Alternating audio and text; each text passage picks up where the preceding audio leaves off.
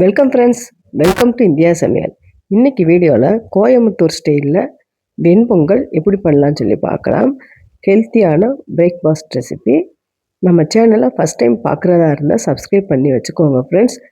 பார்க்குறவங்க யாருமே லைக் பண்ண மாட்டேங்க, லைக் பண்ணிவிட்டு பாருங்கள். அப்போ தான் என்னுடைய வீடியோ எல்லாத்துக்குமே போய் சேரும். இப்போ ஒரு மிக்சிங் பவுலில் நான் 2 கப் அளவுக்கு நான் சாப்பாட்டு ரைஸ் தான் எடுத்திருக்கேன். நீங்கள் பச்சரிசி வேணுமாலும் எடுத்துக்கோங்க. அதில் நான் 1 கப் அளவுக்கு பாசிப்பருப்பு சேர்த்துட்டு நல்லா ஊற வச்சு எடுத்திருக்கேன். இப்போ இந்த ஊற வச்ச பாசிப்பருப்பும் அரிசியையும் குக்கரில் ஆட் பண்ணிக்கிடலாம்.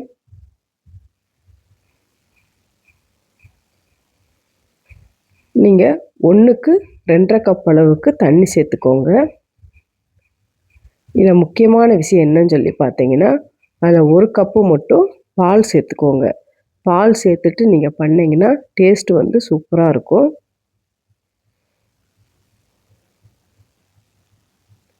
நீங்கள் பச்சரிசி சேர்த்துக்கிட்டிங்கன்னா 1/2 கப் தண்ணி வந்து நீங்கள் கம்மியாகவே சேர்த்துக்கோங்க. நான் புழுங்கல் அரிசி தான் சேர்த்துருக்கேன். இப்போ ரைஸுக்கு தேவையான அளவுக்கு உப்பு சேர்த்துக்கோங்க. உப்பு சேர்த்துட்டு நல்லா கலந்து விட்டுக்கோங்க. இப்போ குக்கரில் மூடி போட்டு ஒரு 4-5 விசில் நல்லா கொலையாக வேக வச்சு எடுத்துக்கிடலாம். இப்போ வேகட்டும்.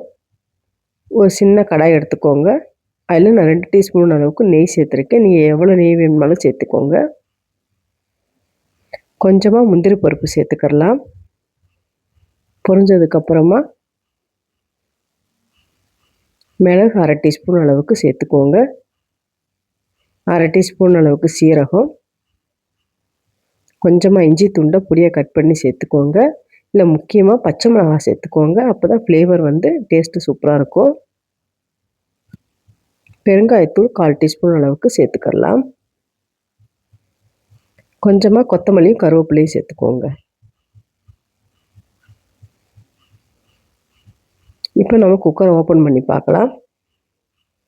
சாதம் வந்து நல்லா கொலையாக வெந்துருச்சு.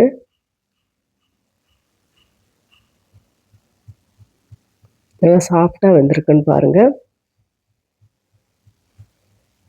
நம்ம தாளித்து வச்சுருந்தா எல்லாம் மசிஞ்சு வெந்திருக்கு பாருங்கள். இப்போ தாளித்து வச்சுருந்த மிளகு, சீரகம் அது இதோடையே சேர்த்துடலாம். நெய் வேணும்னா இன்னும் கொஞ்சம் கூட நெய் சேர்த்துக்கோங்க. சேர்த்துட்டு நல்லா மிக்ஸ் பண்ணிக்கோங்க.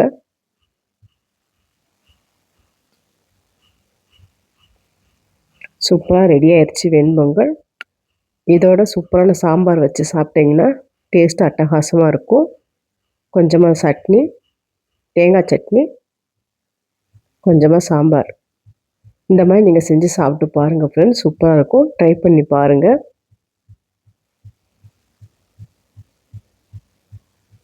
ட்ரை பண்ணி பார்த்துட்டு கமெண்ட் பண்ணுங்கள். உங்களுக்கு இந்த வீடியோ பிடிச்சிருந்துச்சுன்னா லைக் பண்ணுங்கள், ஷேர் பண்ணுங்கள், கமெண்ட் பண்ணுங்கள். உங்களை நான் வேறுடைய சந்தி.